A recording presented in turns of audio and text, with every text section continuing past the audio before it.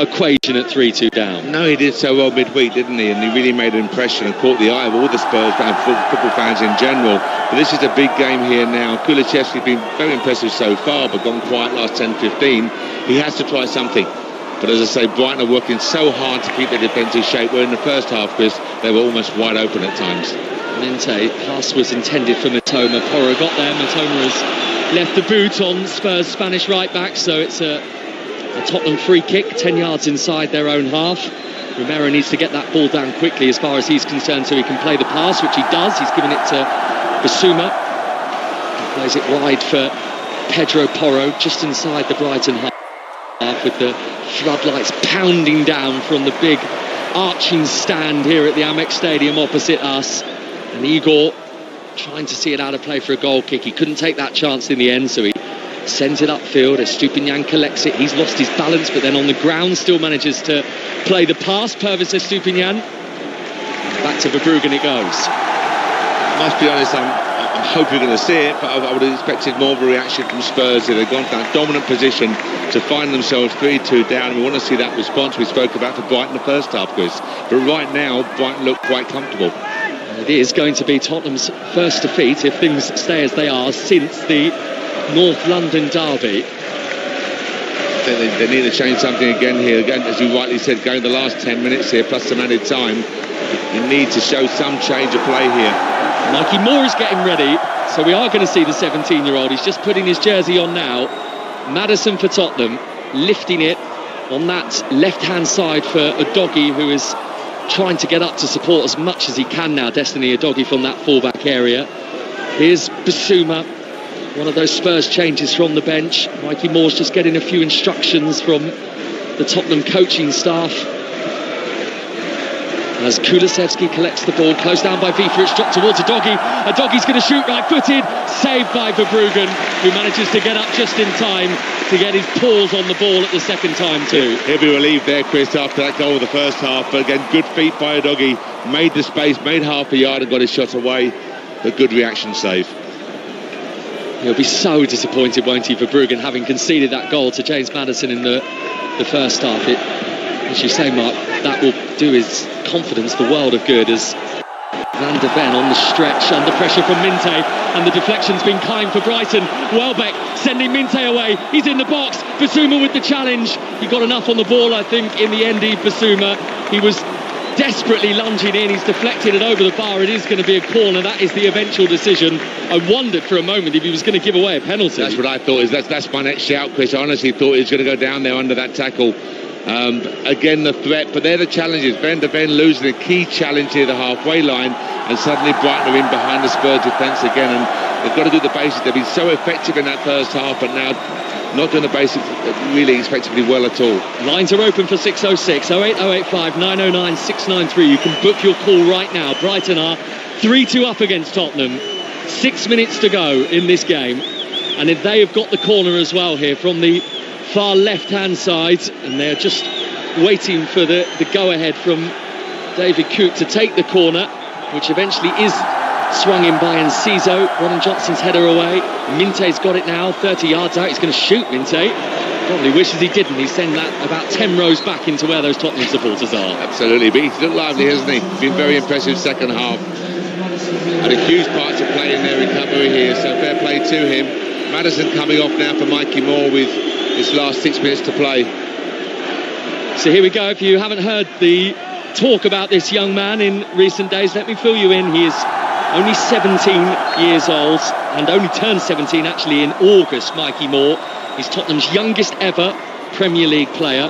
He started during the week against Ferencváros in the Europa League and turned in a very mature performance by all accounts, and here he is on the pitch for Spurs, and immediately he's going to get on the ball because it's been lifted down the left-hand wing for Mikey Moore. So here he is up against Veltman. He's crosses left-footed. It's stopped by Vifa, who takes a touch and then hooks it away down towards Minte, and Van de Ven almost lost his footing, then regained his composure, gets the ball for Spurs, gives it to Solanke with Kulusevski, tries to go through the legs of FIFA, which he achieved, but Welbeck then steals it back for Brighton again, and then he's lost it, Welbeck, to Kulusevski, who runs towards the byline. He's pulled it back into the penalty area. The touch from Solanke. Solanke's crossed towards the far post. Nobody was there. Brennan Johnson was close, but not as close as Solanke would have wanted. And then Brennan Johnson putting the pressure on Estupinian, and the ball is out for a goal kick. I like to see the replay again there, Chris, but a good ball by Solanke. Dug the ball out in the half time. I'm not sure Johnson was really expecting it to come across, but a great delivery there. But again, Mikey Moore's come on, and all fair play to Ange, trusting in a young player in this situation. So a Brighton change, and this is a significant one, because for the first time Brighton fans are going to get the chance to see their new £25 million signing Brian Gruder, who joined from Mainz. He's still only 20 years old. He was injured on arrival. This is his Brighton debut, and he's coming into a situation with Brighton leading Spurs by 3-2. But remember, Tottenham were 2-0 up at half-time in this game. And both managers deserve credit, trusting the young players to come on in difficult situations. So fair play to them, Chris. Again here, Matoma breaks down that left flank, showing great pace. And Romero, who had a bit of a head start, gets there first, but only just, and manages to shuffle the ball out of his feet, so Spurs can try and rebuild with Basuma, who felt a tug on his shirt, and that's why the free kick has gone his way. So Tottenham have got 4 minutes to try and get a point here, plus stoppage time. They're 3-2 down. Johnson and Maddison with the Spurs goals, and then Minte, Rutter and Welbeck with the 3 in the second half that arrived between the 48th and the 66th minute. I'll be keen to see the Spurs' reaction in this game if the score stays as it is now, because we want a disbelief and frustration, some anger as well, that to lose 3 valuable points from such a commanding position, it must be so disappointing. Romero, 20 yards inside his own half, gives it to Van de Ven. Watch that assist from Mickey Van de Ven last week against Manchester United again and again. It was truly tremendous. But who is providing the inspiration now for Spurs in these final few minutes? Because right now it's Brighton who are going into the Premier League's top 6. 3-2 up against Spurs. But again, we saw there the tweaks in their tactical shape to make down the ball to the wide areas of Tottenham were being cut out. In the first half, they were so open, easy to play for Spurs. But they've tweaked it and they've cut out that threat now. And again, as Basuma sends it long over the top, too far for Solanke, into the hands of Bart Verbruggen. International teammate, of course, of Mickey Van de Ven with the Netherlands. Those two will be together on the same team in those 2 games that are coming up in the Nations League for the Netherlands. Here is Estupinian with the layoff for Matoma on the halfway line, lifted back down the left-hand side for Estupinian, and then Romero with his head getting it back towards Vicario. 2.5 minutes to go. Brighton 3, Spurs 2. Again here, Spurs fans, once you hear a few frustrations, want some urgency to the play. They are running out of time here. I'm not sure how much added. I wouldn't imagine too much, Chris. No major injuries in the second half here, but Spurs need to move this ball quickly and get some forward momentum. A doggy for Mikey Moore. Mikey Moore tries to come inside Veltman. No foul on him though. Brighton bringing away with Bifa with the curly hair, the midfielder, who then spins a full 360 and gives it to Veltman, and then down this right-hand side for Gruder, who is trying to navigate his way past a doggy who stands firm, and Spurs get it back again with Mikey Moore with the socks low down on the legs, and Van de Ven, and now Romero, but Spurs have it, but they've got it just on the edge of their own penalty area at the moment, as Porro goes long eventually down that right side for Sarr, whose first touch was exquisite, looking for Solanke in the box. It's run all the way through, and Veltman calmly has given it to Verbruggen. Brighton want to play their way out here, and with composure they're able to do that, as Gruder goes back to Veltman, and Veltman eventually clobbers it down the right side and out of play for a Spurs throw. But again, they dealt quite comfortably with that Spurs break there, Chris. He had numbers men back behind the ball, got the defensive shape very, very quickly, and again the ball turns over, frustrating for Spurs. 4 minutes of stoppage time has just been indicated, so Brighton 4 minutes away from their first Premier League win in 5 games. In comes the cross on the right for Spurs. Solanke was in there, and the touch has just taken it away and taken off his toes, I think, by Igor. It's behind for a Spurs corner. They're still asking the questions.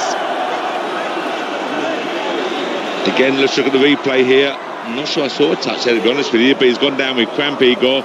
Referee's watching his clock. They'll allow no games at this stage. But Spurs need a quality delivery. Time is running out very, very quickly for them. He's got a touch of cramp, Igor. So those heavily tattooed legs are being seen to by a couple of his teammates at the moment. And now Spurs are going to be able to take this corner. Mikey Moore is on it, the youngster. And Tottenham have got pretty much everybody, bar Pedro Porro in the box. Moore's corner towards that far post, headed away by Dunk. And upfield, Brighton scamper forward. Gruder trying to leave it for Matoma, cut out by Kulusevski, picked up by Enciso. Kulusevski couldn't touch him because he's on a yellow card. Enciso, Brighton have got so many players in Spurs penalty area. It's Gruder to finish the game. Gruder for Brighton. Took too long, he dwelt, and Spurs take it off his toes, and now they come forward. I was hoping they got forward numbers there, Brighton, but fair play Spurs. They got back very quickly and defended their goal. This is going to be really open this last couple of minutes, stating the obvious, of course, but Spurs need this, need the ball forward, need numbers forward, need to get something back. What great Premier League drama in these final couple of minutes. Brighton 3, Tottenham 2, and 2 minutes of the 4 of stoppage time have already gone by, and Spurs have got a free kick on the halfway line. 08085 909 693 to get involved with 606 tonight. 85058 on the tech. Hashtag BBC 606 if you're a Spurs fan. Get in touch with Chris and Robbie. Are Tottenham going the wrong way again? Long ball up to the edge of the penalty area. Dunk is there all alone and guides it back to his goalkeeper. No pressure on him at all. No, and Angie's absolutely raging on the touchline. Now, what an awful decision. You go to Dunk, Brighton's biggest player, who can comfortably head back to his goalkeeper. But listen to the fans here now. It's been a tremendous second half. It's been a pleasure to watch this game of football this afternoon, Chris. The Spurs fans will be absolutely raging. It's been brilliant. Fabian Herzler, the Brighton boss, on the edge of his technical area, indicating to his players just to settle down as Spurs get it back on the halfway line. It's clipped forward looking for Solanke. The ball didn't break for Sarr as maybe he thought it might. And now Gruder's got it for Brighton. 3-2 up here, they lead against Spurs. The forward pass, which is going to be collected by Van der Ven for Tottenham, but it's on the edge of his own penalty area, and Spurs have got 60 seconds and perhaps a smidge more, but nothing really on top of that to try and find a way through. No, they need to throw the ball forward, throw numbers forward here. As I say, they're stepping in Brighton on the front foot. They'll be full of confidence now and running that was clearly lacking that first half.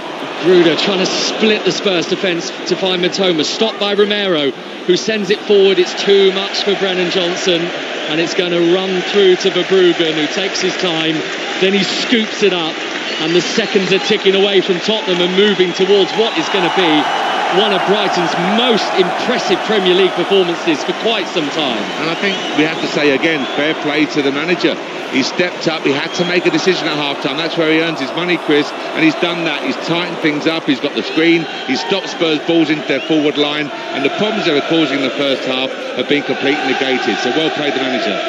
Final few seconds then, 10 seconds to play of the 4 minimum minutes added on of stoppage time. Spurs last attack probably.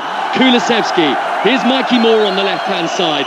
Mikey Moore, great feet from him. He's gone past 2. Is he fouled by Veltman? A shake of the head from the referee. Brighton get the ball back. Everybody wants the full-time whistle to go. Gruder breaks. There is the full-time whistle. And Brighton complete the most astonishing victory. It looked beyond them at half-time, trailing 2-0 when Johnson and Maddison had Spurs in complete control. But they crumbled in the second half and Brighton excelled. Minte, Ruta, Welbeck from 2-0 down. Brighton come back to win 3-2. Their first Premier League win in 5 games. They're into the top 6 in the Premier League table. And Tottenham's winning run at Wolverton is over. Now I've got to say here, I'm looking at a game of being in total control, Chris. To come out and concede so early in the second half is almost, the way Ange reacted, you saw his face on that. But then to allow Brighton to dominate, to win challenges and to play forward, you have to say it's been a really poor second half by Spurs. But all credit Albion, they tightened up defensively, showed a real confidence offensively, and they got the rewards this afternoon.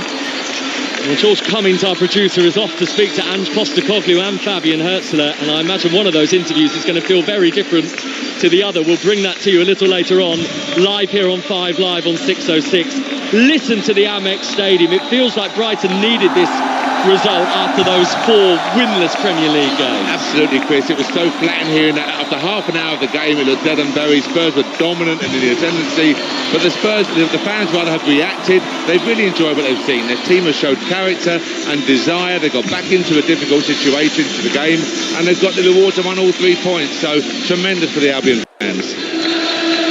A super finale to 5 Live's Sunday afternoon of football. Manchester United and Aston Villa drawing 0-0 earlier today at Villa Park. 1-1 between Chelsea and Nottingham Forest. But here is the big story, because Tottenham from 2-0 up have been beaten by Brighton by 3 goals to 2. Mark Warburton, I'm slightly stunned by that second half. I know Brighton always look dangerous, but they were 4 without a win. They conceded 4 at Chelsea last week. They were 2-0 down at half-time today. Where has that come from? We've got to be honest, they're going to be 4 down very comfortably at half-time today. Such was Spurs' dominance in that first period, but they've come out, and again, the early goal is so important. It gives hope to the fan base and the players. Spurs suddenly have doubts in their game plan, but they responded so well. And I've said it on the commentary there, but you've got to give all credit to the manager. He had to change it. He had to tighten up, stop the supply to the forward line of Spurs, and he did that. So great choice, great work by the manager. The players responded so well, and the fans thoroughly enjoyed it. I was just looking as the managers came onto the pitch. Ange Postecoglou looks as bemused as most Spurs fans will feel right now, just when you think they've cracked it. I mean, and I know this is an easy thing to say as he just stands there, Postecoglou, hands in his pockets, and a bit of a vacant expression on his face. That was very Tottenham, Mark. Yeah, I hate to say it, here's a man born in Tottenham. I'm a Spurs fan, and I'm sitting watching it, but you saw the best and the worst, haven't you? You've seen tremendous quality. They could have been 4-5 up very, very comfortably. Totally dominant, and I'm sure the Brighton manager was very happy it was only 2 at half-time. But then that early goal almost pricked their confidence completely, and you saw it steep away from them, and with it, Brighton's confidence grew so quickly, and they moved the ball, but it was the challenges, losing the headers, losing the duels, not picking up second ball that they've been so good at in the first half. Ange will be angry, frustrated, and somewhat shell-shocked, I think, by what he's seen second half. If I was going to chuck another cliche in there, Chris, it'd probably be insert comment about Brighton recruitment. Minte and Rutter, both excellent. Yeah, absolutely. But interestingly, Steve, as well, they weren't in the game, either of them, in the first half. They had no impact at all on that Tottenham backline. But in the second half, it was like someone switched the light on. And, I mean, the finish in particular from Rutter was excellent. And now, considering the goal he got at Chelsea last week, which was entirely different, really brave with the header to get up above Sanchez, they'll feel Brighton like they're seeing a bit of the worth and the money that they spent on him, that £40 million to bring him in from Leeds United. And we spent the whole of the first half saying how big this is for Spurs moving into the top 6, and all of a sudden Brighton, who are in the top 6. And that is a remarkable start for a new manager, isn't it, Mark? They're 2 points behind Villa and 2 behind Chelsea at the October international break. No, it really is, but I think, as I mentioned earlier, I was here for the Man United game, and it was his substitutions which won the game. He went with real attacking intent, and again today you saw that he had to stop Spurs. There was no doubt they carried on as they were. Spurs were run rampant in the second half, but he negated their threat. He was positive with the decisions he made, and as you saw, coming on with Cisco late on in the game, bringing on the young guy, 20-year-old, into midfield there. He's brave in his decision-making, absolute belief in how he wants his game and the team to play, and I've been really impressed by that, and I'm sure the fans around me are as well. What a game, what a way to end 5 Live's Premier League Sunday. Thank you very much both. So Brighton 3, Tottenham 2. After Aston Villa 0, Manchester United 0 and Chelsea 1, Nottingham Forest 1. 08085 909 693. Get your calls in now for 606. Elsewhere, Scotland lost their second T20 Women's World Cup match, this time against the West Indies. India beat Pakistan in the other match. England's men's test series against Pakistan starts at 5:45 tomorrow morning. There's ball-by-ball commentary on 5 Sports Extra and BBC Sounds. Tyrrell Hatton has won the Alfred Dunhill Links Championship by a single shot, finishing on 24 under par. York Valkyrie are Women's Super League champions. They beat St Helens 18-8 in front of a record crowd for the fixture. Tonight on BBC television, Match of the Day 2, BBC 1 10:30. The Women's Football Show is after that at 11:45, and on the Red Button website and app, New Zealand against England in the WXV. That one gets underway at 9 o'clock. 6:06 follows the latest news on 5 Live with Joe Hornby. This is BBC Radio 5 Live.